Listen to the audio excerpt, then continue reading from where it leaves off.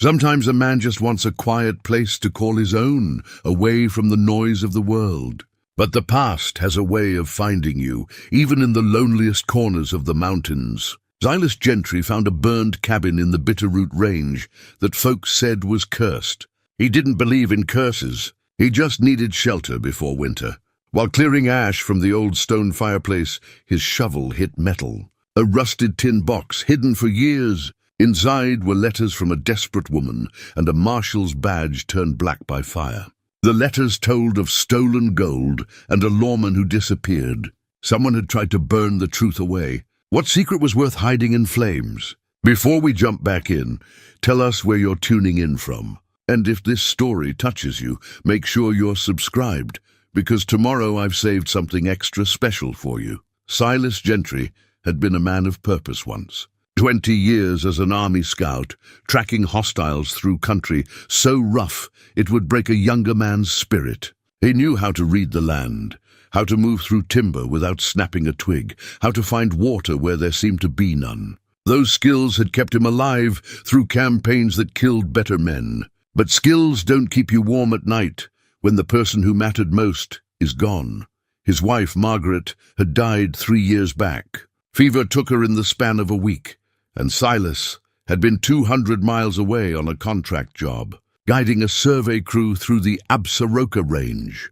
By the time he made it home to their small house outside Fort Benton, she was already in the ground.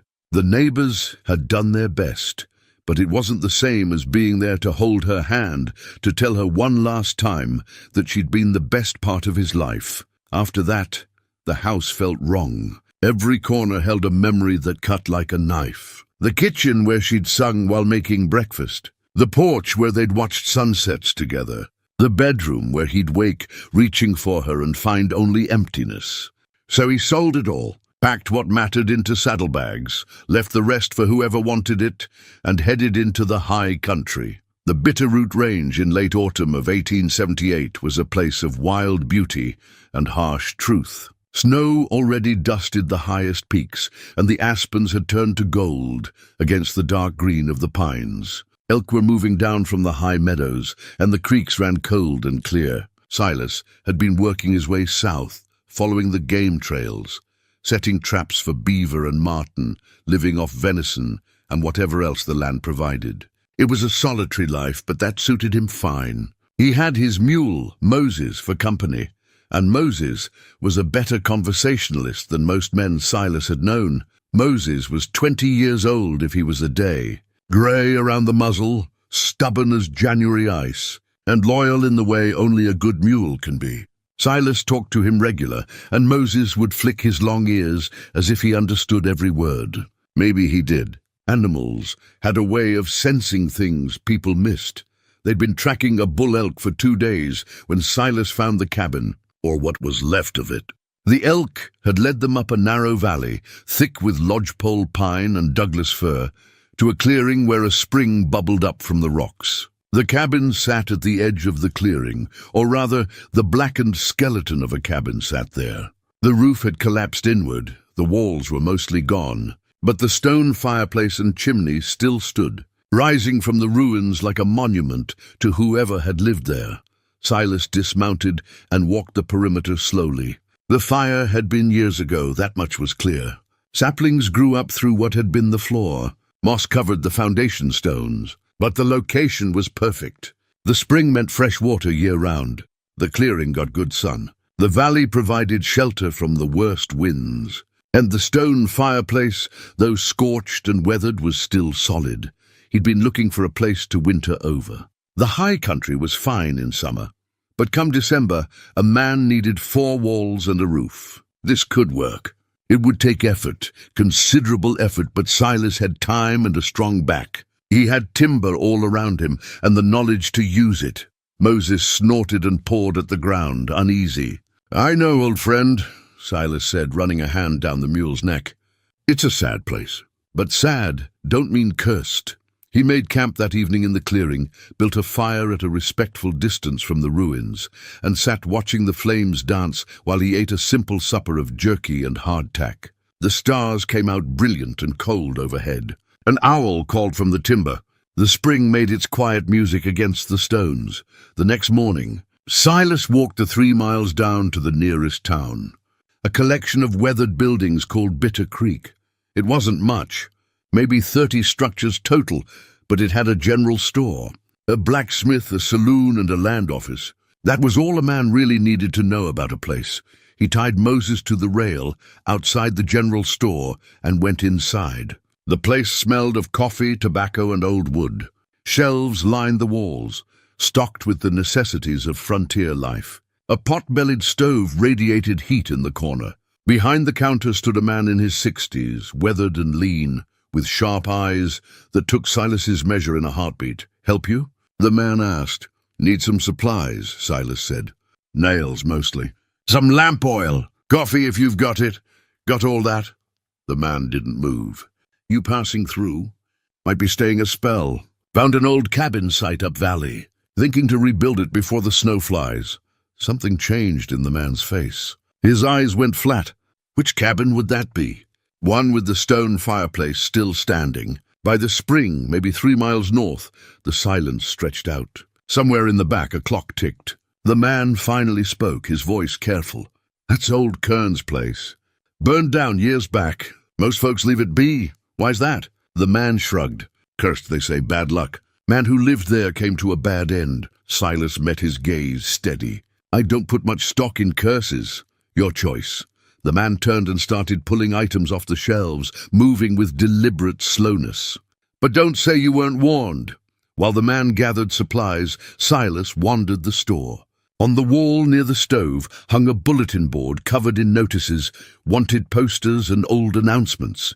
His eye caught on a faded map of the territory, the edges curling with age. Bitter Creek was marked, and above it in the mountains, someone had written in pencil, "Kern's Claim, abandoned 1865. "That'll be $4, the man said from behind the counter. Silas paid and gathered his purchases. "Got a name?" he asked. "Jedediah. Folks call me Jed. Obliged, Jed." Silas touched the brim of his hat and headed for the door. "Mister," Jedediah called after him. Silas paused. "You seem like a decent man. Whatever you find up there, might be best to leave it buried." Silas studied the older man's face. There was something there, something that looked like old worry, maybe even guilt. "I'll keep that in mind," he said. On the ride back up the valley, Silas turned the conversation over in his mind. Kern's place, burned down. Bad end, cursed. It was the kind of talk that made a man curious, and Silas had always been the curious type. Margaret used to tease him about it. "You're like a hound on a scent," she'd say. "Never can let a mystery alone." He smiled at the memory, though it ached. She'd been right. That afternoon he began the work of clearing the cabin site. The collapsed timbers had to be moved, the ash and debris shoveled out. It was slow, dirty work, but Silas didn't mind. There was something honest about it, something that made sense in a way the world hadn't for a while. Moses grazed nearby, content in the autumn sunshine. A raven landed on the chimney and watched Silas work, head cocked to one side. "What do you think, bird?" Silas asked. "This place worth saving." The raven croaked once and flew off into the pines. By evening, Silas had cleared most of the debris from what had been the main room. The floor was stone, which was good, laid in a careful pattern that spoke of someone who'd taken pride in their work. The fireplace dominated the north wall, and as Silas worked around it, clearing away years of accumulated ash and soot, he noticed something. The hearthstone was solid granite, heavy and thick, but there was a gap along one edge, a space where the mortar had crumbled away. Silas knelt down and ran his fingers along the opening. Something was in there, wedged tight between the stone and the back wall of the fireplace. He fetched a pry bar from his gear and worked it carefully into the gap. The hearthstone resisted, then shifted with a grinding sound. Silas wedged the bar deeper and levered up. The stone lifted, and beneath it he saw the rusted edge of a metal box. His heart beat a little faster. He set the hearthstone aside and reached into the cavity. The box was maybe 10 inches long, 8 inches wide, covered in rust and ash, but still intact. A simple latch held it closed, corroded but functional. Silas carried it outside into the fading light. Moses raised his head and watched with interest. "Let's see what we've got here, old friend," Silas said. He worked the latch carefully. It took some effort, but it finally gave way with a snap. The lid creaked open.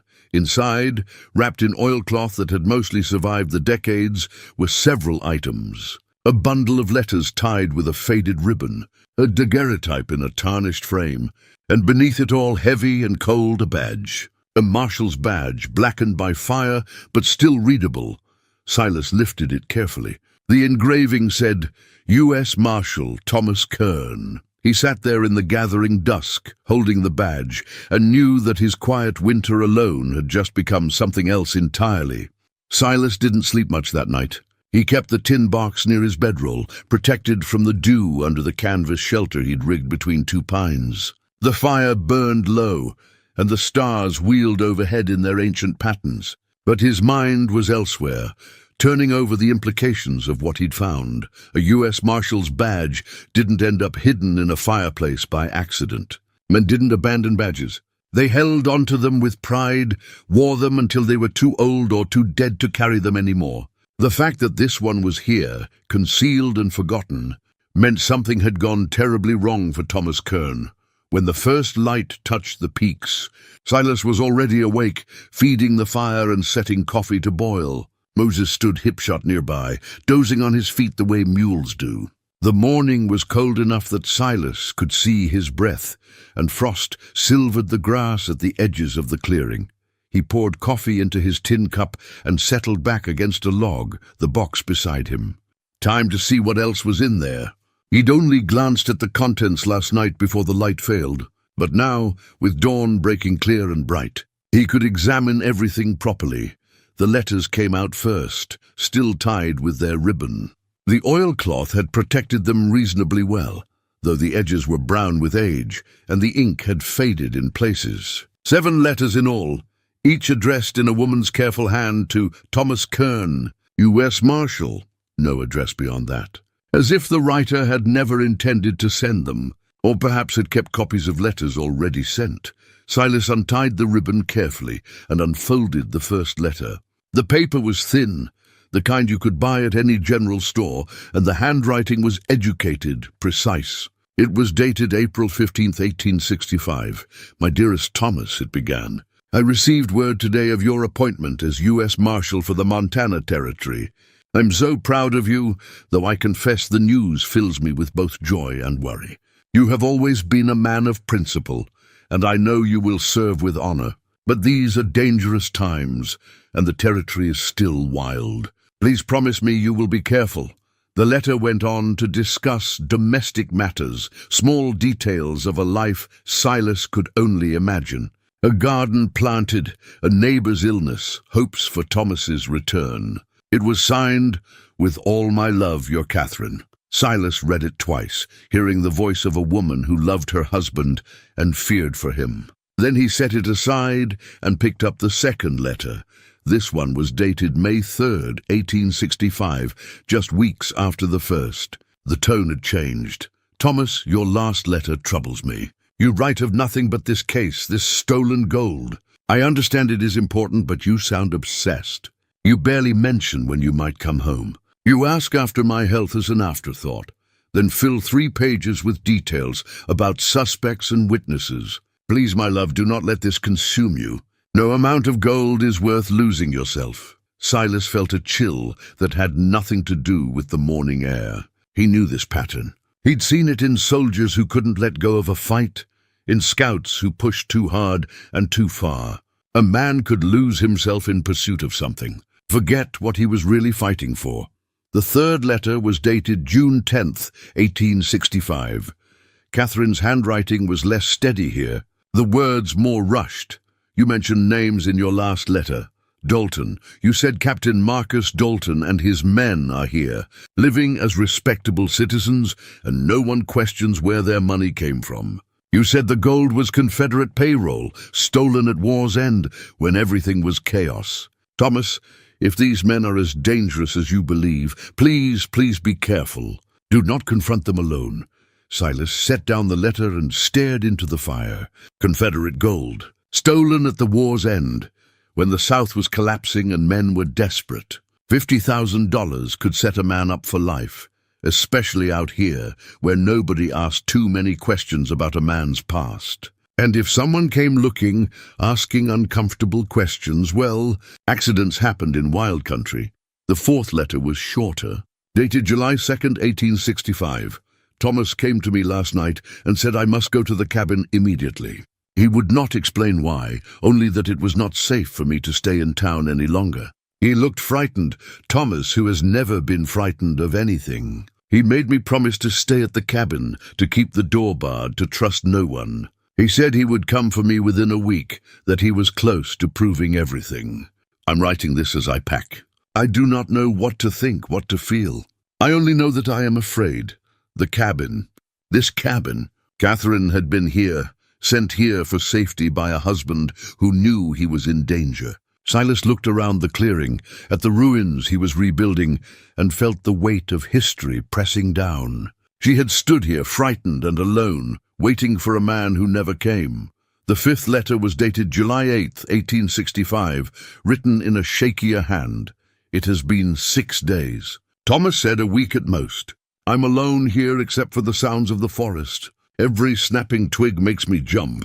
I have enough food for another week, perhaps 2 if I'm careful. I keep the pistol Thomas left me close at hand, though I pray I will not need it. At night, I think I hear horses in the distance, but when I look, there is nothing. Perhaps I am imagining things. Perhaps the solitude is affecting my mind. I tell myself Thomas will come tomorrow. Tomorrow he will ride up the trail and everything will be fine. Silas had to pause. His hands were trembling slightly, and he realized he was angry. Angry at Thomas Kern for putting his wife in this position. Angry at whoever had made it necessary. Angry at the casual cruelty of it all. A woman alone and frightened, waiting for rescue that never came. The sixth letter was dated July 15th, 1865. The handwriting was barely controlled. Someone was watching the cabin last night. I saw them in the tree line, just a shadow against the stars. They did not approach, but they were there. I stayed awake until dawn with the pistol in my lap. This morning, I found boot prints near the spring. Thomas, where are you? I'm so frightened. I do not know what to do. If I leave, I might miss you. If I stay, I fear what might happen. Please God, let him come today. 1 letter remained. Silas almost didn't want to read it, but he had to know. He unfolded the last sheet of paper, dated July 18th, 1865. The writing was rushed, desperate. They came at dawn. 3 men on horses. I hid in the root cellar beneath the cabin floor when I heard them coming.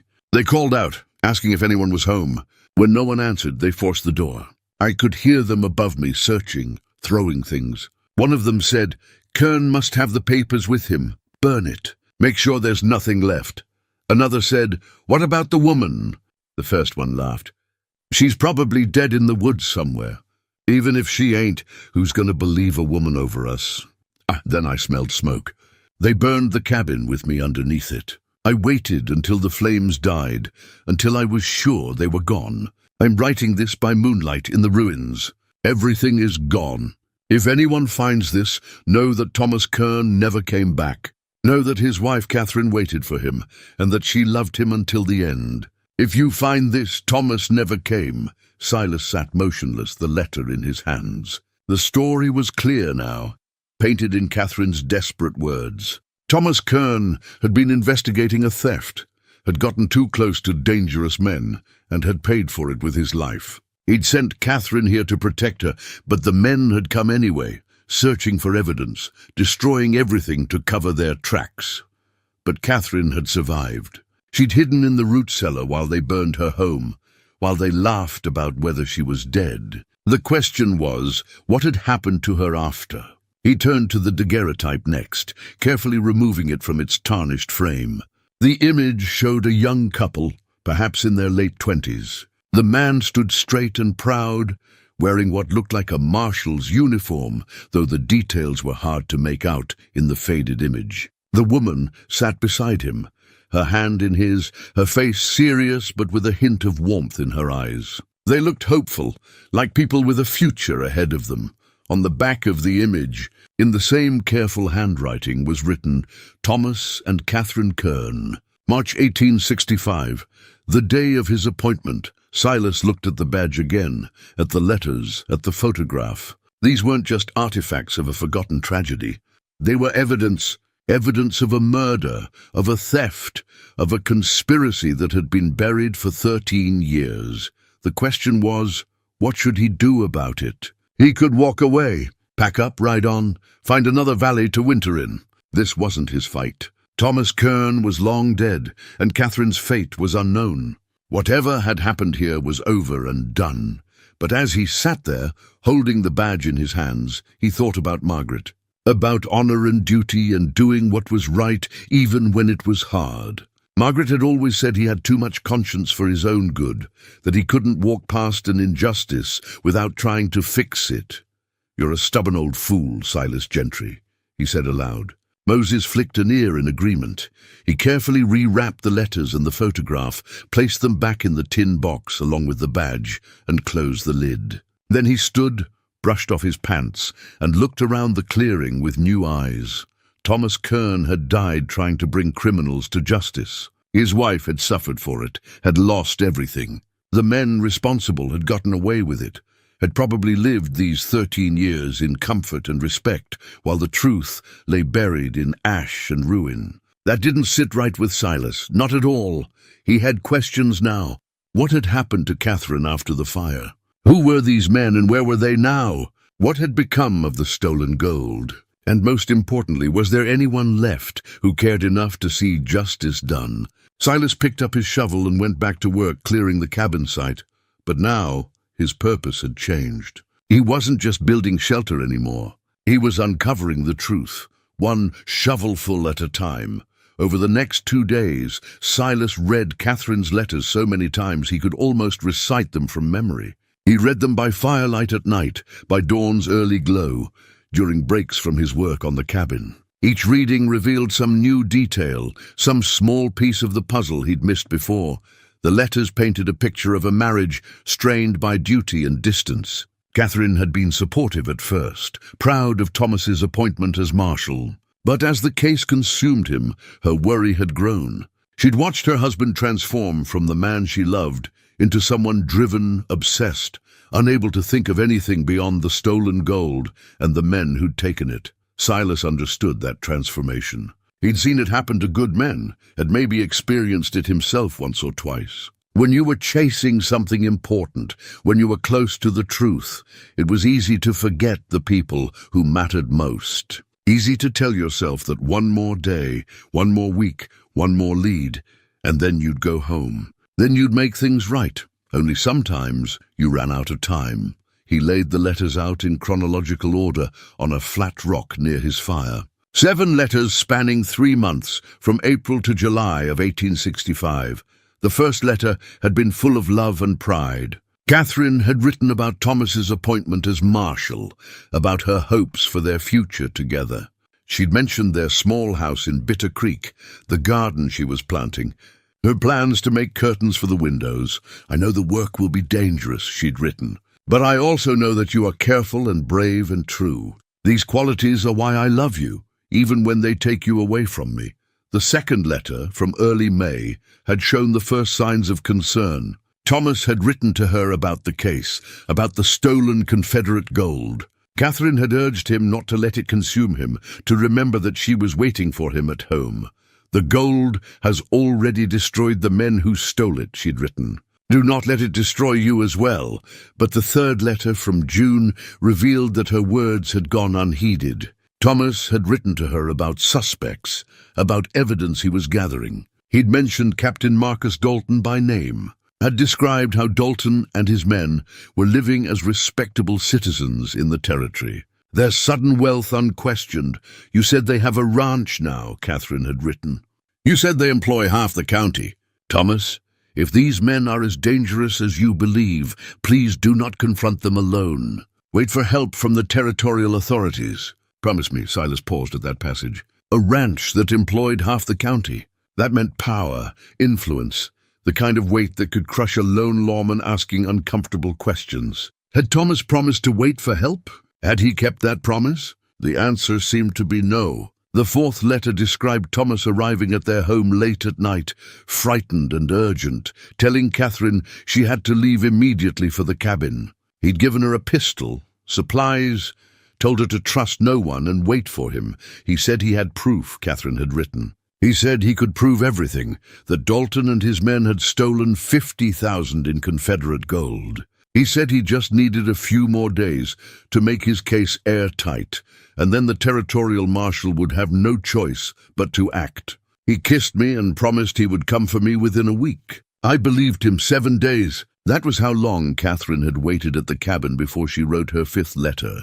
By then Thomas was already a day overdue, and her fear was palpable on the page. She'd been alone in the wilderness, jumping at every sound, watching the trail for a rider who never came. The sixth letter, written 8 days after Thomas had sent her to the cabin, described someone watching from the tree line. Bootprints near the spring. Catherine had been terrified, trapped between staying and hoping Thomas would come, or leaving and possibly missing him. I do not know what to do, she'd written. Every instinct tells me to run, to flee to safety. But what if Thomas comes and I am not here? What if he is hurt and needs my help? I cannot abandon him, yet I fear I am in terrible danger. And then the final letter, the one that made Silas's blood run cold every time he read it. The men had come at dawn, 3 of them. Catherine had hidden in the root cellar while they searched the cabin, while they discussed burning it to destroy evidence, while they laughed about whether Thomas's wife was already dead.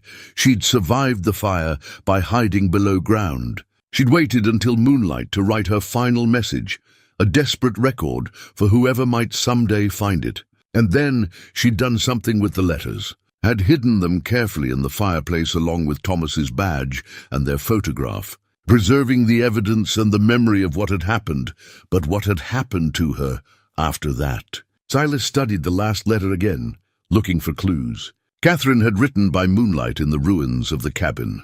She'd survived the fire. Where would she have gone from there? Back to Bitter Creek, where the men who'd tried to kill her lived? That seemed unlikely, even dangerous. To another town, perhaps? Into the wilderness to die of exposure? Or had she survived, made a life somewhere else, too frightened to ever speak the truth? There was something else that nagged at him. Catherine had written, if anyone finds this, Thomas never came. Not Thomas is dead or Thomas was killed, but never came. As if she didn't know for certain what had happened to him, only that he'd broken his promise to return.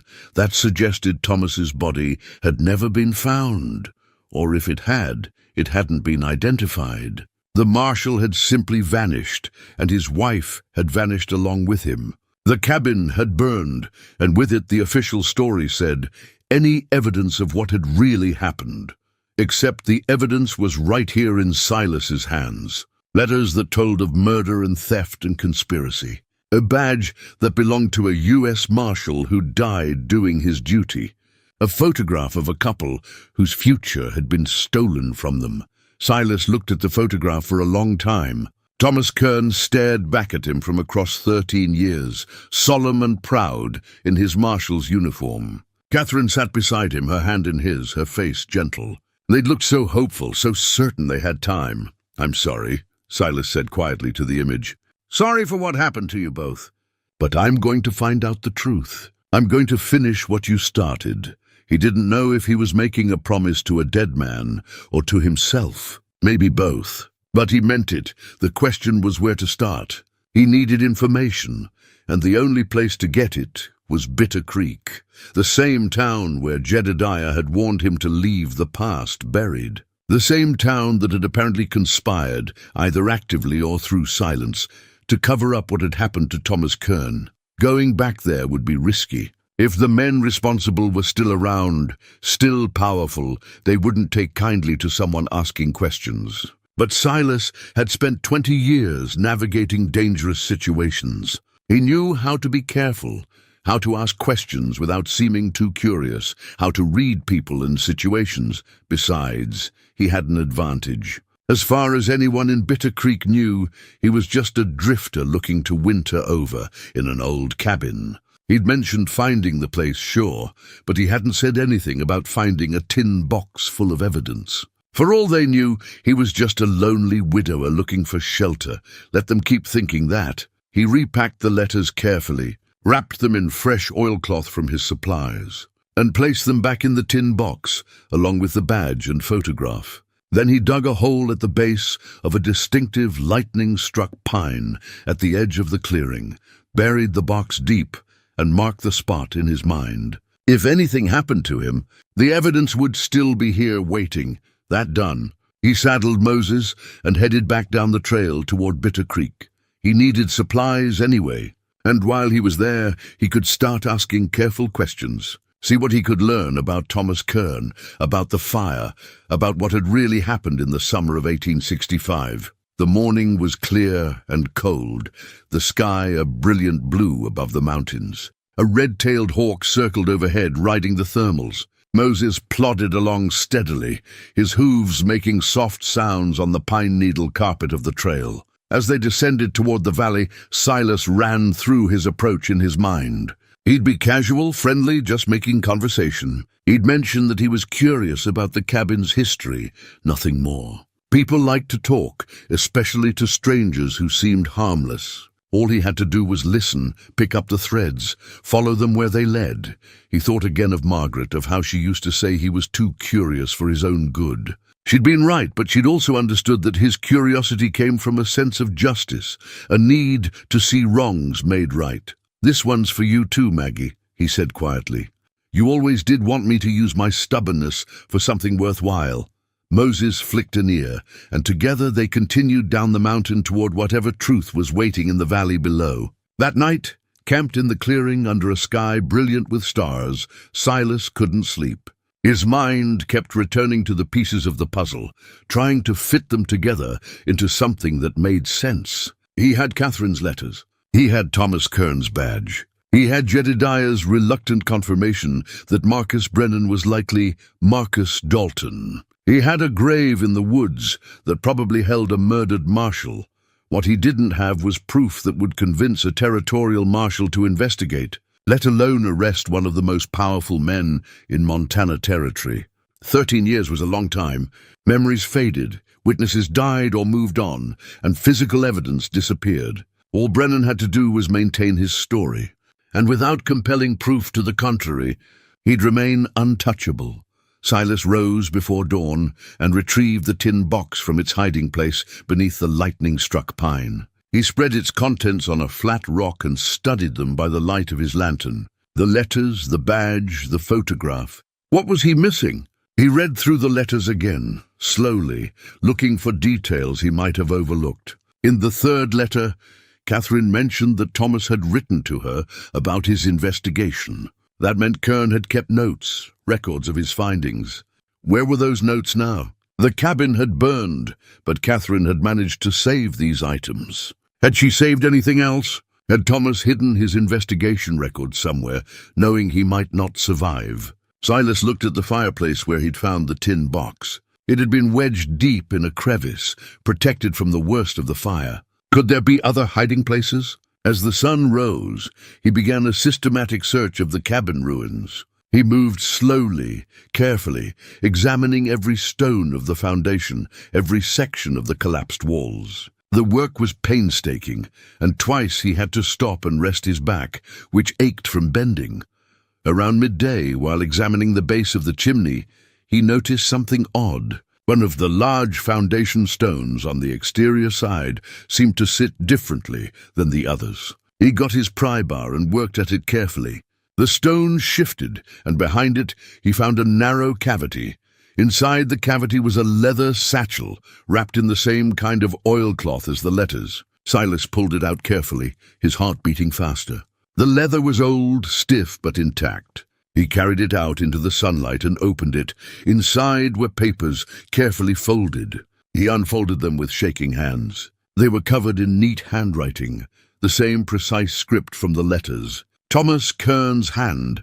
The first page was dated May 10th, 1865, and titled, "Investigation into the Theft of Confederate Treasury Funds." Silas read through the document slowly, absorbing every word. Kern had been thorough. He documented the theft of $50,000 in Confederate gold coins, taken from a payroll shipment in the final days of the war. The theft had been carried out by 5 men, Captain Marcus Dalton, Lieutenant James Hartley, and 3 enlisted men named Carson, Price, and Sullivan. The 5 had deserted together, taking the gold with them. They'd been tracked west into the territories, where the trail had gone cold. Then in the spring of 1865, Kern had received a tip that a man matching Dalton's description had appeared in Montana Territory with significant capital. Kern's notes detailed his investigation. He'd talked to merchants who'd sold supplies to Brennan. He'd interviewed men who'd worked for Brennan in the early days. Slowly, carefully, he'd built a case. The timeline matched. Brennan had appeared just weeks after the gold theft, with money to spend, and 4 companions who matched the descriptions of Dalton's men. But more than that, Kern had found a witness. A former Confederate soldier named William Hodges had recognized Brennan as Dalton. Hodges had served under Dalton briefly and was willing to testify. Kern's notes recorded that Hodges was living in a mining camp 40 miles north of Bitter Creek. The final entry in the satchel was dated July 1st, 1865. The day before Kern had sent Catherine to the cabin, I confronted Brennan today. Told him I knew who he was, what he'd done. He denied everything, but I saw the fear in his eyes. He knows I have enough to bring charges. Tomorrow I ride to Helena to meet with the territorial marshal. Hodges has agreed to come with me and give testimony. Once I have official support, I'll return for Catherine. By this time next week, Marcus Dalton will be in custody and the gold will be recovered. Justice will be done. Silas stared at the words. Kern had been so confident, so sure of his case. He'd had a witness, documentation, enough evidence to convince the territorial authorities. But he'd made one fatal mistake. He'd told Brennan he was going to Helena. He'd given Dalton warning, time to act, and Dalton had acted. He'd sent men to kill Kern, probably ambushed him on the trail before he could reach Helena. They'd found Catherine at the cabin and tried to kill her too, burning the place to destroy any evidence. The witness, William Hodges, had probably been killed as well, or scared into silence, but Kern had hidden his investigation notes just as Catherine had hidden the letters. They'd both known the danger, had both tried to preserve the truth for someone someday to find. Silas looked through the satchel again and found one more item, a small photograph, different from the one of Thomas and Catherine. This one showed 5 men in Confederate uniforms standing in front of a tent. On the back, in faded ink, someone had written, "Dalton's Company, March 1865. He studied the faces. One man stood in the center, taller than the others, with a commanding presence even in the grainy image. His face was young, maybe 30, with sharp features and intense eyes. That would be Dalton. Silas pulled out the photograph from the tin box, the one of Thomas and Catherine. He held them side by side, these 2 images from 13 years ago. Kern and Dalton, the lawman and the thief, frozen in time. One had died pursuing justice. The other had built an empire on stolen gold, but now Silas had everything. The letters, the badge, Kern's investigation notes, the photographs. He had evidence of the theft, of Dalton's identity, of Kern's murder. It might not be enough for a court of law, not after 13 years, but it was enough to bring pressure, to demand investigation, to break the silence that had protected Marcus Brennan for so long. The question was how to use it. If he went to the territorial authorities in Helena, Brennan would hear about it. The man had connections, power. He could make problems disappear. But if Silas confronted Brennan directly, demanded confession or restitution, he'd be putting himself in grave danger. He needed an ally, someone with authority or influence who couldn't be intimidated. But who? Everyone in Bitter Creek was either employed by Brennan or too frightened to stand against him. Silas carefully repacked the satchel and the tin box, then buried them both in separate locations, marking each hiding spot in his mind. If something happened to him, the evidence would still be here, waiting.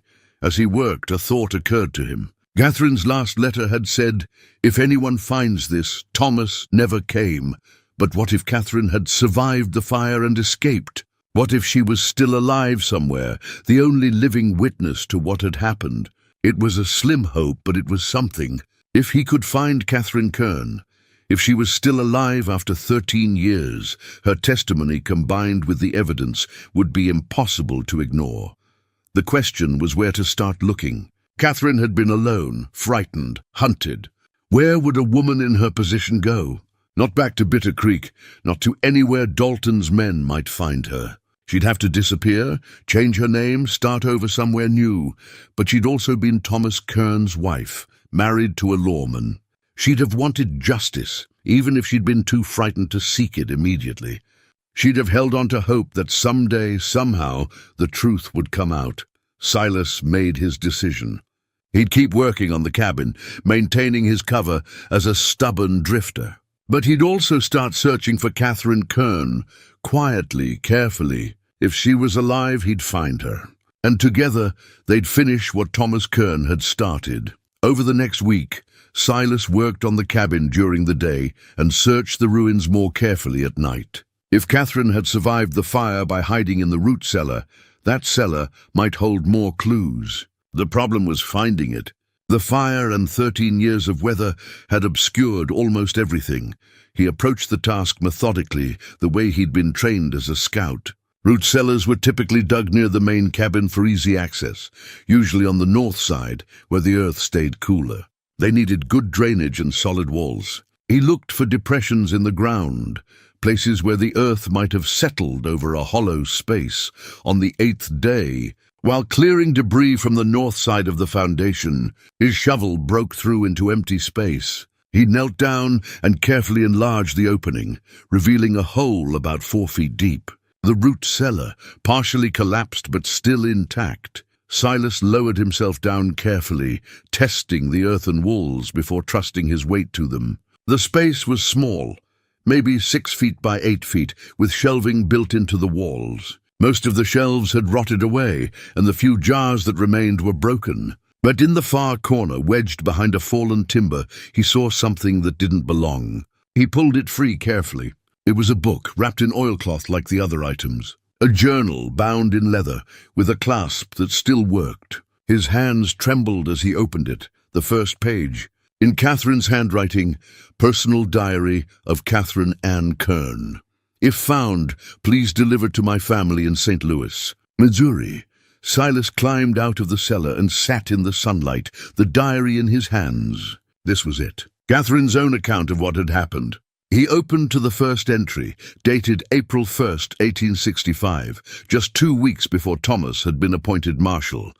The early entries were ordinary. Catherine wrote about daily life, about her hopes for their future, about small domestic concerns. She mentioned friends in St. Louis, her parents, sisters. She wrote about being excited to start a new life in Montana Territory with Thomas.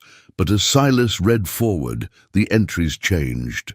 Catherine's worry about Thomas's obsession with the gold case grew with each page.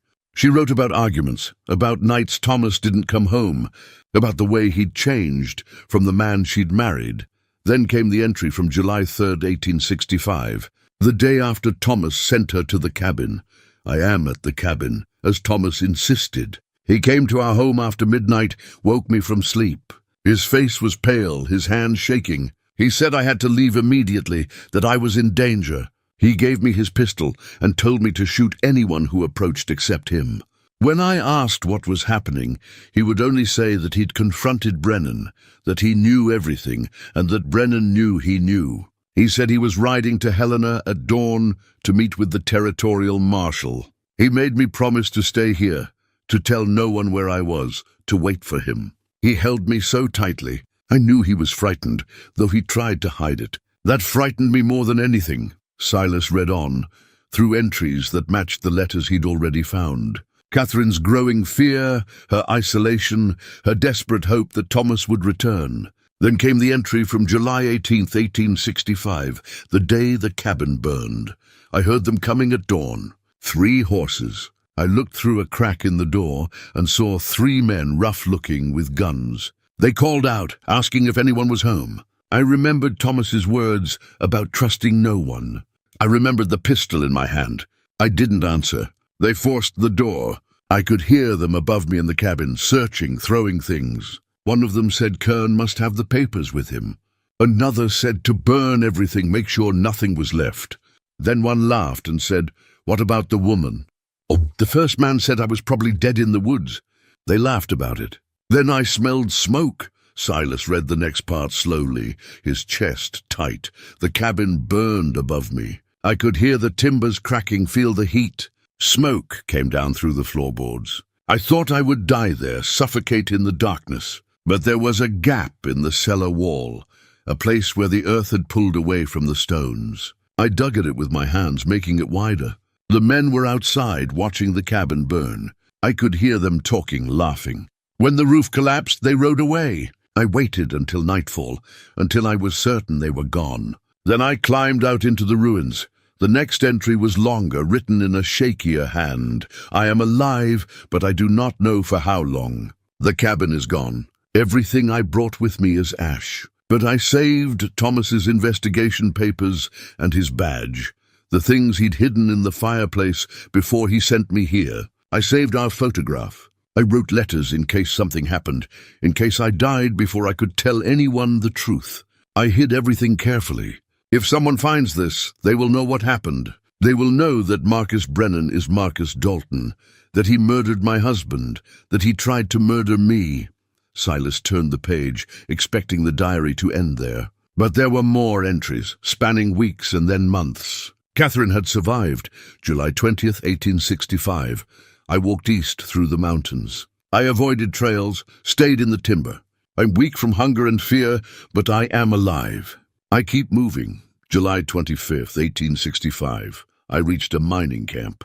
I told them my name was Catherine Wells, that I was widowed, that I'd gotten lost in the mountains. They believed me. If family took me in, gave me food and shelter, they asked no questions. I am grateful. August 10th, 1865. I received devastating news today. I'm carrying Thomas's child. I'm 2 months along, perhaps 3. I had suspected but was not certain. Now I am. This changes everything. I cannot seek justice now. If I go to the authorities, if I testify against Brennan, I put my unborn child at risk. Brennan's men will hunt me. They will kill me and the baby both. I cannot allow that. Thomas's child is all I have left of him. This baby must live. Silas stopped reading, overcome. Catherine had been pregnant. She'd survived the fire, escaped through the mountains, only to realize she was carrying Thomas Kern's child. She'd made an impossible choice, justice or survival. She'd chosen survival. The diary entries continued, chronicling Catherine's life in the mining camp, her pregnancy, her decision to stay silent about what had happened. She wrote about the guilt, about feeling like she was betraying Thomas by not speaking up. But she also wrote about feeling the baby move inside her, about the fierce need to protect this new life. October 15th, 1865. I felt the baby kick today, a strong kick, determined, like his father. Yes, I think it is a boy. I will name him Samuel, Samuel Thomas Kern. Though the world will know him as Samuel Wells, I will tell him the truth when he is old enough to understand. I will tell him his father was a hero who died pursuing justice. I will tell him everything. The entries became less frequent after that. Catherine wrote about Samuel's birth in March 1866, about the challenges of raising a child alone, about the constant fear that someone would recognize her. She moved from the mining camp to a small settlement, then to Helena, always careful, always watchful. The last entry was dated November 1876, more than a year ago. Samuel is now 10 years old. He is strong and good and kind, so much like his father. He knows nothing of the truth. I've protected him by staying silent, by living a quiet life far from Bitter Creek, but I am tired of carrying this secret. I'm tired of letting Marcus Brennan live in comfort while Thomas lies in an unmarked grave. I've decided that when Samuel is grown, when he is old enough to protect himself, I will tell him everything. I will give him this diary, Thomas's badge, the letters and papers. I will give him the choice I never had, whether to seek justice or let the past remain buried. Whatever he chooses, I will support. But he deserves to know the truth about his father. He deserves to know that Thomas Kern was a man of honor who died fighting for what was right. That was the final entry. Silas closed the diary and sat in silence for a long moment. Catherine had survived. She'd raised Thomas Kern's son in secret, protecting him from the truth to keep him safe. She'd lived with the guilt and the fear for more than 11 years, waiting until Samuel was old enough before giving him the choice. But the diary had never been given to Samuel. It had remained hidden in the root cellar all these years, which meant one of two things. Either Catherine had died before she could tell her son the truth, or she'd changed her mind and decided to let the past stay buried. Silas needed to know which. He needed to find Samuel Kern, or Samuel Wells, as the world knew him. The boy would be around 12 or 13 now, if he was still alive. If Catherine had died, he might have been taken in by relatives, or ended up in an orphanage, or made his own way in the world. But somewhere out there was the son of Thomas and Catherine Kern, a living witness to this story. A boy who had every right to know the truth about his parents, about his father's heroism and his mother's courage. Silas looked at the diary again, at Thomas Kern's badge, at all the evidence he'd gathered. He wasn't just investigating a cold case anymore. He was pursuing the truth on behalf of a child who'd been denied his heritage, his history, his name. That changed everything. He carefully wrapped the diary and added it to the hidden evidence. Then he made a decision. Tomorrow, he would ride to Helena and start searching for Catherine Wells and her son Samuel. It was a long shot. 11 years was a long time, and people moved, disappeared, died. But he had to try, because this wasn't just about justice for Thomas Kern anymore. It was about a boy's right to know who his father was. It was about giving Samuel the truth his mother had wanted him to have. And if Marcus Brennan learned that Thomas Kern had a son, a living heir who could testify about his mother's story, the old man would panic. He'd make mistakes, and those mistakes would be Silas's opportunity to finally bring him down.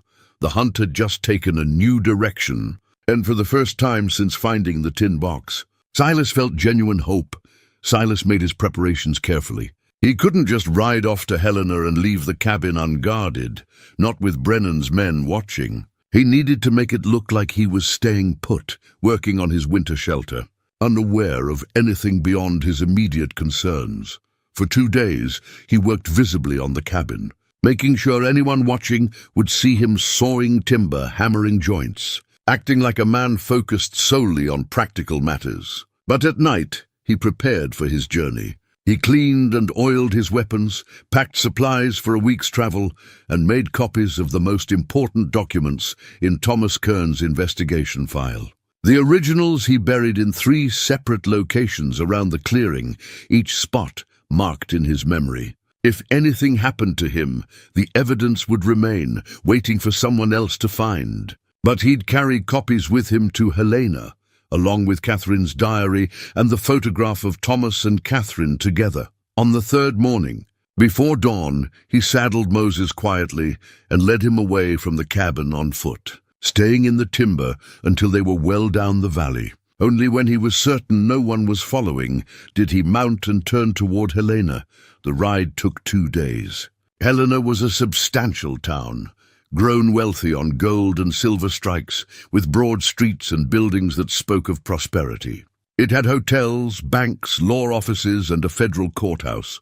More importantly, it had records: birth records, death records, property transactions, marriage licenses. If Catherine Wells had lived here, if she'd raised her son here, there would be traces. Silas started at the courthouse, asking to see birth records from 1866. The clerk, a precise young man with ink-stained fingers, brought out the ledger. Silas ran his finger down the entries, looking for the name Samuel Wells. There were 4 boys born with that first name in Helena that year, but only one whose mother was listed as Catherine Wells, widow. Born March 15, 1866. "I'm looking for this boy," Silas said, pointing to the entry. "Would there be any way to find out what became of the family?" The clerk adjusted his spectacles. "That's 12 years ago. People move. But you might check property records, see if a Catherine Wells owned or rented anything. The property records showed Catherine Wells had rented a small house on the east side of Helena from 1867 to 1876. Then the trail went cold. No more rent payments, no property purchases, nothing. What happened in 1876? Silas asked. The clerk thought for a moment. That was a hard winter. Lot of folks died. There was influenza that came through, took quite a few. Silas's heart sank. He asked to see the death records from 1876. The clerk brought another ledger, this one with pages marked by solemn black ink. There it was. Catherine Wells died December 3rd, 1876, influenza. Age given as 36. Beside her name was another entry, Samuel Wells, age 10, orphaned, placed with St. Joseph's Home for Children, an orphanage. Samuel had been alone since he was 10 years old, never knowing the truth about his father, never receiving the diary his mother had meant to give him. Silas felt a surge of anger at the cruel timing. Catherine had survived 13 years, had raised her son in safety, had kept the secret all that time, only to die before she could tell him the truth. St. Joseph's, Silas said. Is that still operating? Yes, sir. It's on the north end of town, near the Catholic Church. Silas found St. Joseph's Home for Children just before noon. It was a large wooden building, well maintained, with a yard where several children were playing under the supervision of a nun in a black habit. He tied Moses to the fence and approached the front door. The woman who answered his knock was in her 50s, with a kind face and wise eyes. She introduced herself as Sister Margaret, the director of the home. I'm looking for information about a boy who was placed here in 1876, Silas said. Samuel Wells. His mother died of influenza. Sister Margaret's face softened with recognition. Samuel, yes, I remember him. A quiet boy, very polite, always reading when he could find books. He was with us for 3 years. Was. He turned 13 in 1879 and asked if he could leave to find work. That's not unusual. Many of our children leave when they're old enough to support themselves. We helped him find a position at a ranch outside of town, the Rocking H, owned by a man named Henry Sutton. Good man, treats his workers fairly. Is Samuel still there? As far as I know, he comes to visit occasionally, brings donations when he can spare it. He's grown into a fine young man. Sister Margaret paused. May I ask why you're looking for him? Silas chose his words carefully. I have information about his family, things his mother wanted him to know. She died before she could tell him. Sister Margaret studied his face, then nodded slowly. Samuel never knew much about his parents. His mother told him his father died before he was born, but she was always vague about the details. The boy used to ask questions, but after she died, there was no one to answer them. If you have information that might help him understand where he came from, I think that would be a kindness. Can you tell me how to find the Rocking H? About 15 miles northeast of here. Follow the main road toward the mountains, then take the North Fork when you see the painted rock. The ranch is in a valley, hard to miss. Lodge barn, white with red trim. Silas thanked her and left, his mind racing. Samuel Wells was alive, just 15 miles away. A young man now, 22 or 23 years old, working an honest job, completely unaware that his father had been a U.S. Marshal who died a hero, unaware that his mother had hidden the truth to protect him, unaware that his real name was Samuel Thomas Kern. The ride to the Rocking H took most of the afternoon. Sister Margaret's directions were accurate.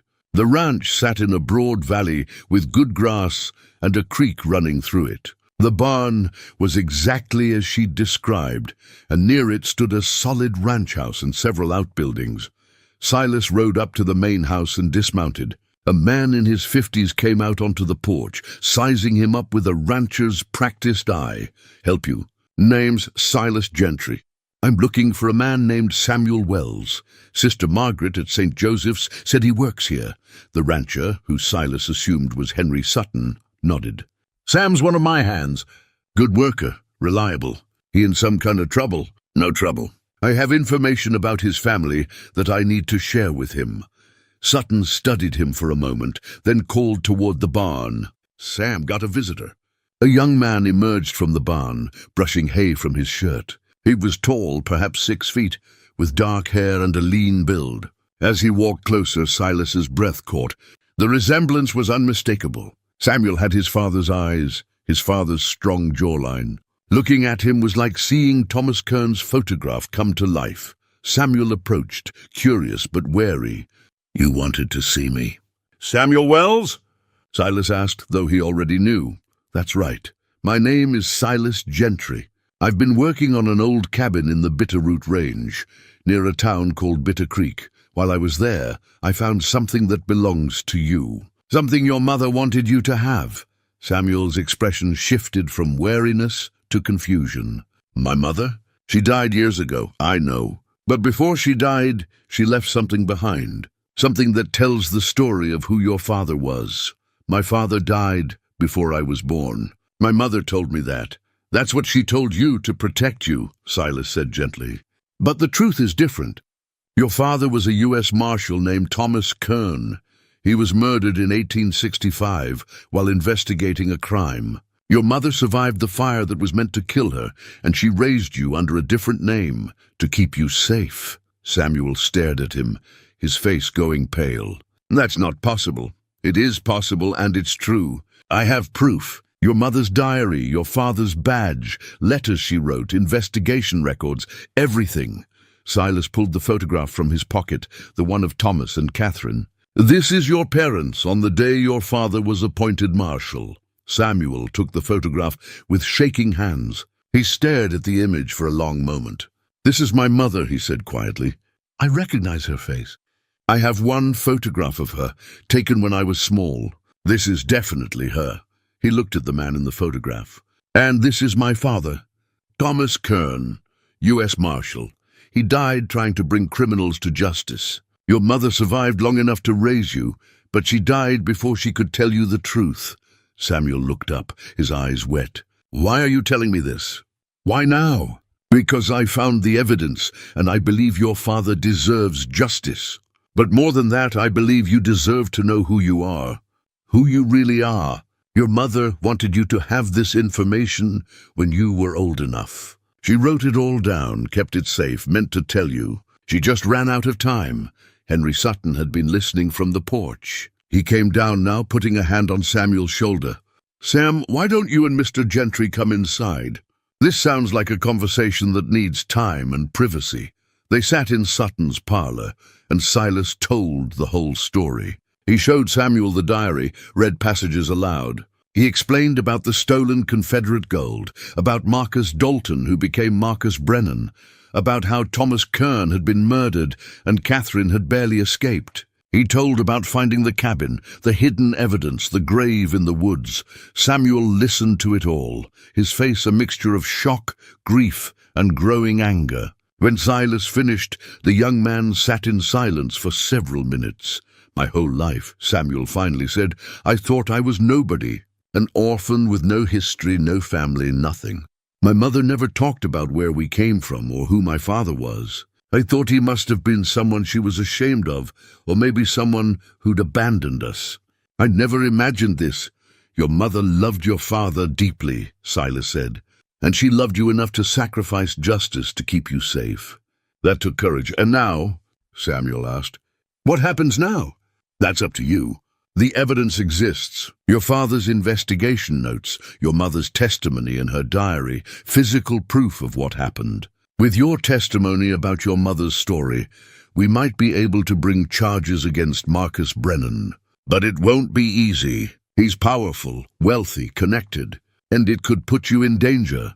Samuel stood and walked to the window, looking out at the ranch, at the mountains beyond. When he turned back, his jaw was set with determination that reminded Silas powerfully of Thomas Kern. "My father died trying to do what was right," Samuel said. "My mother lived in fear for 13 years to protect me.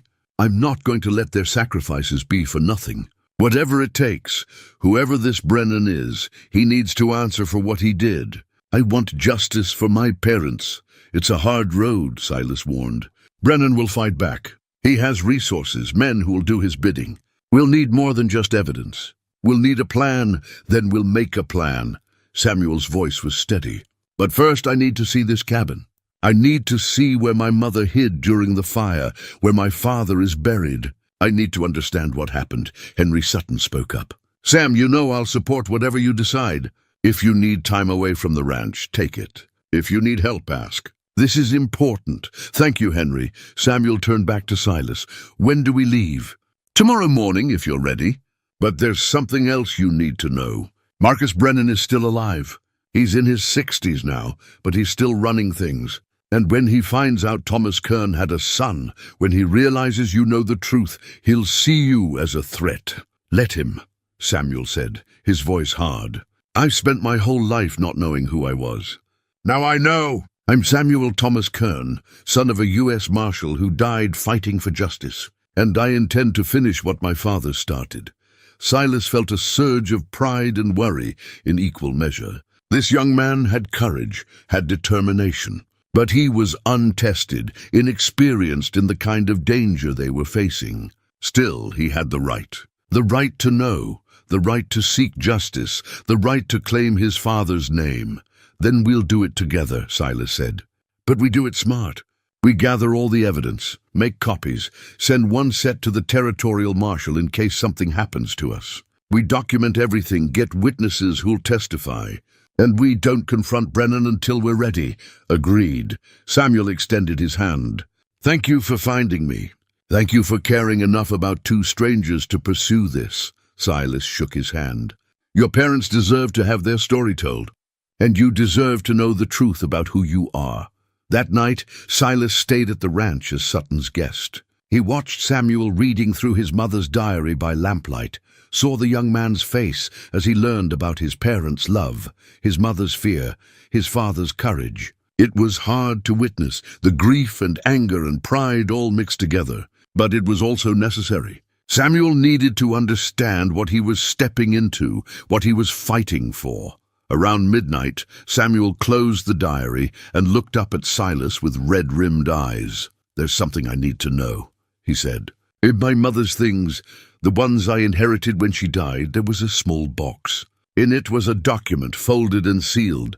I never opened it because it was addressed to me when I came of age, and then she died before I turned 21. I kept it, but I never felt right about opening it without her permission, foolish as that sounds." Silas leaned forward. "Where is this document now?" "In my room here at the ranch. Would you like to see it?"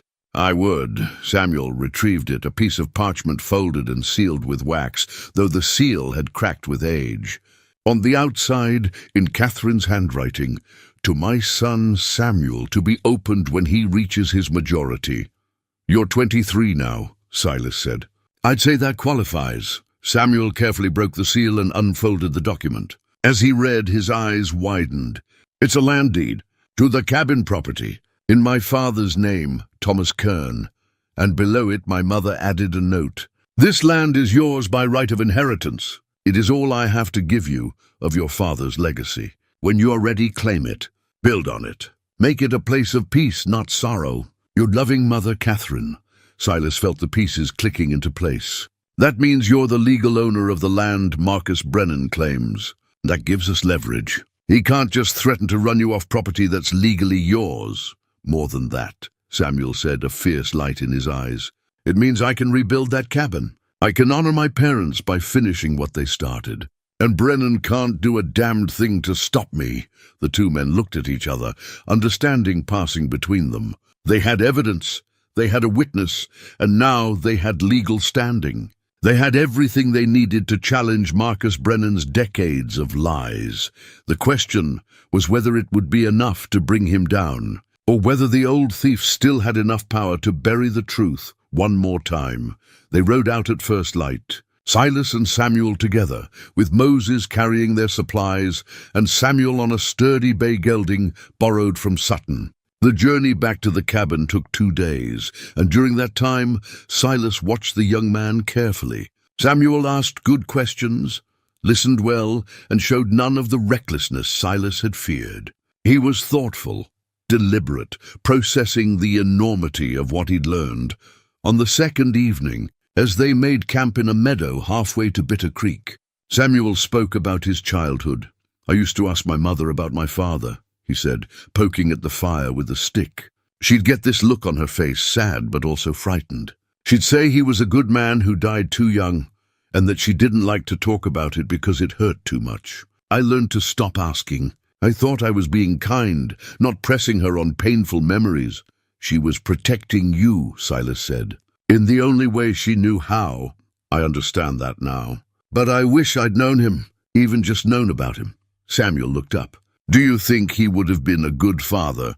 "From everything I've learned about Thomas Kern, he was a man of principle and courage. He fought for what was right, even when it cost him everything. I think he would have been an excellent father. And my mother, you never knew her, but from the diary, she was remarkable," Silas said firmly. "She survived a fire meant to kill her, escaped through wilderness alone, raised you by herself, all while carrying a secret that could have gotten you both killed. She was stronger than most soldiers I've known." Samuel was quiet for a moment. "I have their courage in me, then. I'll need it." The next afternoon they reached the cabin. Samuel dismounted slowly, taking in the half-rebuilt structure, the clearing, the mountains rising beyond. His eyes were wet. "This is where they lived," he said quietly. "Where my mother waited for my father. Where she hid to survive." Silas showed him everything. The fireplace where the tin box had been hidden. The root cellar where Catherine had sheltered during the fire. The grave in the woods, beneath the lightning-struck spruce. Samuel stood at that grave for a long time, hat in hand, saying goodbye to a father he'd never known. Then Silas retrieved all the hidden evidence. The letters, the badge, the investigation notes, the photographs, the diary. He spread them out on a flat rock, and Samuel examined each piece carefully, reverently, as if handling sacred relics. "This is my father's badge," Samuel said, holding it up to the light. The blackened metal gleamed dully. "He wore this. He carried the weight of the law with this. And now you carry his legacy," Silas said. "The question is what we do with it." "We take it to Marcus Brennan," Samuel said, his voice steady. "We show him what we have. We give him the chance to confess, to make restitution. And if he refuses, we take it to the territorial marshal in Helena. He won't confess. Men like him don't. Then we go to Helena. But we give him the chance. We do it right, the way my father would have wanted." Silas considered the young man's words. There was wisdom there, and honor. "All right. But first we make copies of everything. We send one set to Helena today by courier. That way, if Brennan tries anything, the evidence still exists. How do we get a courier out here?" "There's a man in Bitter Creek, runs the telegraph office. Name's Paulson. He's not on Brennan's payroll, and he's trustworthy. I'll ride down tonight, arrange it." They spent the afternoon carefully copying Thomas Kern's investigation notes, transcribing key passages from the diary. Samuel's handwriting was neat and careful, learned from the nuns at St. Joseph's. He worked with focus, as if this documentation was itself an act of justice. By evening, they had a complete set of copies. Silas wrapped them in oilcloth, sealed them, and addressed the package to the territorial marshal in Helena. "I'll be back before midnight," he said, swinging into Moses's saddle. "Keep the rifle close, stay alert. If anyone comes, anyone at all, don't confront them. Disappear into the timber and wait for me." "I'll be careful," Samuel promised. The ride down to Bitter Creek in the gathering dusk was tense. Silas kept to the shadows, moving quietly. The town was mostly dark when he arrived, but Paulson's telegraph office showed lamplight. He knocked quietly. Paulson, a thin man with grey hair and nervous hands, opened the door a crack. When he saw Silas, he opened it wider, gently. "Didn't expect to see you tonight? Need a favor. Need this package delivered to Helena, to the territorial marshal. It's important, and it needs to arrive safely." Paulson took the package, weighing it in his hands. "This got something to do with the Brennan business?" "It might. Figured as much. Whole town's been talking about you, about how you won't leave the cabin despite warnings. Some folks are taking bets on how long you'll last." He looked Silas in the eye. "I hope you know what you're doing." "So do I. I'll get this on tomorrow's stage, personal delivery. It'll be in Helena in 3 days. I'm obliged." Silas handed him payment for the service. As he turned to leave, Paulson called after him quietly. "Gentry, be careful. Brennan's getting nervous. Word is he's been asking questions about you. About what you're really doing up there. Let him ask, Silas said, and rode back into the night. When he returned to the cabin, Samuel was waiting by a small, carefully concealed fire. All set? All set. In 3 days, the territorial marshal will have everything. Now we wait 1 more day for the package to get far enough away that Brennan can't stop it. Then we make our move. Samuel nodded, his young face serious in the firelight. Tomorrow we prepare. The day after, we ride to the Brennan Ranch. The day after, Silas agreed, we face the man who killed your father. The Brennan Ranch sprawled across the valley floor like an empire.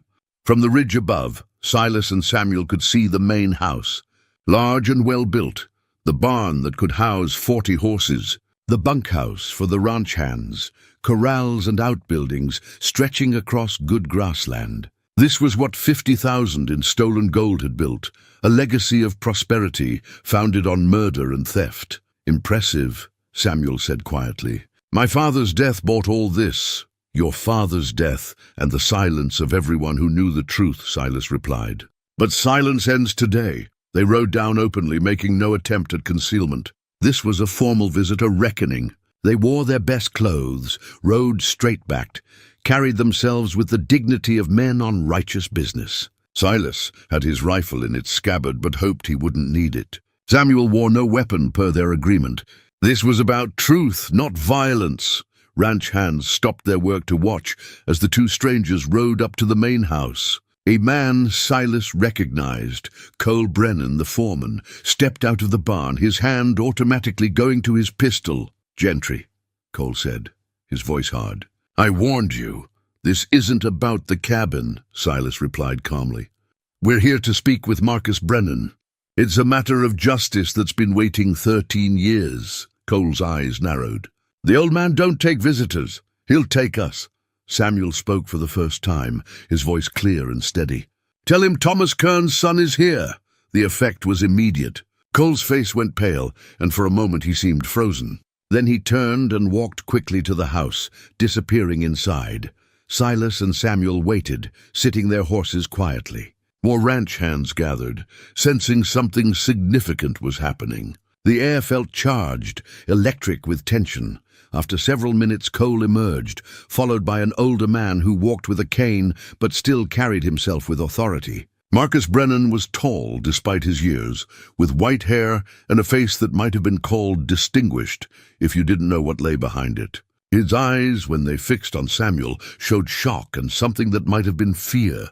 You say you're Thomas Kern's son, Brennan said, his voice controlled. Kern had no son. He did, Samuel replied. Born 6 months after you murdered him. Raised by my mother Catherine, who survived the fire you set to kill her. Brennan's jaw tightened. That's quite an accusation, young man. Kern died 13 years ago. Could have been anything. Indians, outlaws, an accident. It wasn't, Silas said, pulling out the leather satchel. We have Thomas Kern's complete investigation notes. We have Catherine Kern's diary describing the day your men came to burn the cabin while she hid in the root cellar. We have letters, photographs, and physical evidence. We know you're really Marcus Dalton, Confederate captain who stole 50,000 in gold at war's end. We know everything. For a long moment, Brennan said nothing. The ranch hands had drawn closer, listening. Cole's hand was on his pistol, but he seemed uncertain. This wasn't a situation that could be solved with violence, not with so many witnesses, not with accusations spoken so openly. You have no proof, Brennan finally said, but his voice lacked conviction. We have all the proof needed, Samuel said, and copies of that proof are already in Helena on their way to the territorial marshal. We came here first to give you a chance to confess, to tell the truth, to make whatever peace you can with what you've done. You took my father from me before I was born. You tried to kill my mother. You've lived 13 years on blood money, while my parents lay in unmarked graves. I want to hear you say it. I want to hear you admit what you did. The old man's face worked, emotions warring across it. Pride, fear, anger, and perhaps something that might have been regret. The silence stretched out, broken only by the wind moving through the grass, the distant sound of cattle lowing. I was a different man then, Brennan finally said, his voice barely above a whisper. The war had just ended. Everything was chaos. We took the gold because we believed the Confederacy owed us for our service. We came west to start over, and my father, Samuel pressed.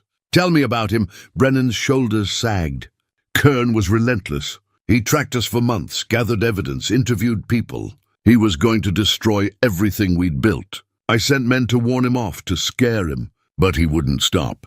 He said he had a witness, that he was going to Helena to bring federal marshals. He stopped, unable to continue. You had him killed, Samuel finished. Say it. I had him killed, Brennan admitted, the words falling like stones. I didn't want to, but I couldn't let him take everything. We ambushed him on the trail to Helena, made it quick. Then we went to the cabin for any evidence he'd left behind. We didn't know his wife was there. We just wanted to destroy the cabin, eliminate anything that could connect us to the gold. My mother was there, Samuel said, his voice shaking with controlled fury. She hid in the cellar while you burned her home. She heard your men laugh about whether she was dead. I didn't know. Brennan looked at Samuel with haunted eyes. I swear I didn't know she was there. Didn't know she survived. Didn't know about you. If I had known, you would have killed us both, Samuel finished coldly. Brennan had no answer to that. He stood there exposed and broken, his empire built on theft and murder finally revealed for what it was. Around them, the ranch hands shifted uncomfortably. Some looked shocked, others angry. Cole Brennan's hand had fallen away from his pistol, his face sick with the realization of what his employer truly was. The territorial marshal is already reviewing the evidence, Silas said. Federal marshals will be here within the week. You can run, or you can face justice. But either way, the truth is known now. Thomas Kern's name will be cleared. His son will inherit the land that's rightfully his. And you'll answer for what you've done. Marcus Brennan looked at Samuel one last time, and in that look was acknowledgement, guilt, and something that might have been sorrow. Your father was a good man, he said quietly. Better than I ever was. I'm sorry. Then he turned and walked back into his house, an old man finally facing the weight of his sins. 6 weeks later, Silas stood in the clearing, watching Samuel drive the last nail into the cabin's new door. The structure was complete now, solid and weatherproof, built with care on the foundation of what had been. But this wasn't the same cabin that had burned 13 years ago. This was something new, something built on truth rather than hidden in fear. The territorial marshal had arrived 3 weeks after their confrontation with Brennan. Federal warrants had been issued. Marcus Brennan, too old and broken to run, had been arrested and taken to Helena to stand trial. The story had spread quickly. Newspapers across the territory carried accounts of the Confederate captain who'd stolen gold and murdered a U.S. marshal, who'd lived as a respected rancher while his victim lay in an unmarked grave. Public opinion had shifted like a sudden wind. The people of Bitter Creek, who'd lived under Brennan's shadow for so long, found their voices. Witnesses came forward. Men who'd worked for Brennan in the early days testified about suspicious conversations, about the wealth that had appeared from nowhere, about warnings to keep silent. Even Cole Brennan, the loyal foreman, had given testimony, his conscience finally overcoming his fear. The trial would take months, but the outcome was certain. Brennan had confessed to Kern's murder in front of witnesses. The physical evidence, combined with Catherine's diary and Thomas's investigation notes, was overwhelming. Justice, delayed 13 years, was finally coming. Thomas Kern's body had been exhumed from the unmarked grave beneath the spruce tree. He'd been reburied with full honors in Helena, in a ceremony attended by federal marshals and territorial officials. A proper headstone now marked his resting place. Thomas Kern, U.S. Marshal, 1834 to 1865. He died in the service of justice. Catherine's grave had been found in Helena, in the small cemetery near St. Joseph's. Samuel had arranged for a new stone there as well. Catherine Ann Kern, 1840-1876. Beloved wife of Thomas Kern, devoted mother, keeper of truth. Samuel stepped back from the door and surveyed his work with satisfaction. It's finished, he said. "The cabin is finished," Silas nodded, feeling a sense of completion he hadn't expected. "Your parents would be proud." "I hope so." Samuel walked to where two items now hung on the wall beside the fireplace. Thomas Kern's badge, cleaned and polished, gleaming in its rightful place of honor, and below it the photograph of Thomas and Catherine on their wedding day, preserved in a new frame. This is their legacy, not just the cabin, but the truth. The knowledge that they fought for what was right, and that their fight wasn't in vain. Over the past weeks, Silas and Samuel had grown close. The young man had a quick mind and a good heart, qualities that reminded Silas of what Thomas Kern must have been like. They'd worked side by side rebuilding the cabin, and in the process had become something like family. "What will you do now?" Silas asked. "Stay here or go back to the Rocking H." Samuel was quiet for a moment, looking around the clearing. "Henry Sutton offered me a partnership in his ranch. Said I'd earned it with my work over the years. It's a generous offer, more than I deserve, but this is my father's land. This is where my mother waited for him, where she survived, where she kept me safe by staying silent. I think I need to be here, at least for a while. To honor them both." "It's isolated," Silas warned. "Winters are hard." "You'd be alone," Samuel smiled. "I've been alone most of my life, but I was thinking maybe I wouldn't have to be. The cabin's big enough for two if one of them was a stubborn old scout who didn't have anywhere better to be." Silas felt something warm bloom in his chest. He'd been wondering what came next for him, where he'd go when this was finished. He'd set out to winter alone, to grieve in solitude. But somewhere along the way, in pursuing justice for strangers, he'd found purpose again. He'd found something worth caring about. "I might know someone like that," Silas said gruffly. "Comes with a mule, though, non-negotiable." "Moses is welcome," Samuel said, grinning. "We'll need him for hauling supplies." They shook hands, sealing the agreement. It wasn't the ending Silas had imagined when he'd first found the burned cabin. But it was a good ending, the right ending. Two men who'd both lost family, finding a new kind of family in each other. A legacy preserved and honored. Justice served, even if it came late. That evening, they sat on the porch of the completed cabin as the sun set over the Bitterroot Range. The mountains were turning purple in the fading light, and the first stars were appearing overhead. Moses grazed peacefully nearby, content in the way only a well-fed mule can be. "I've been thinking," Samuel said, "about what my mother wrote in her diary. About wanting me to make this place one of peace, not sorrow." "It can be both," Silas said. "Peace earned through facing sorrow, through not running from hard truths. I think you're right." Samuel pulled out his father's pocket watch, the one Catherine had kept all those years.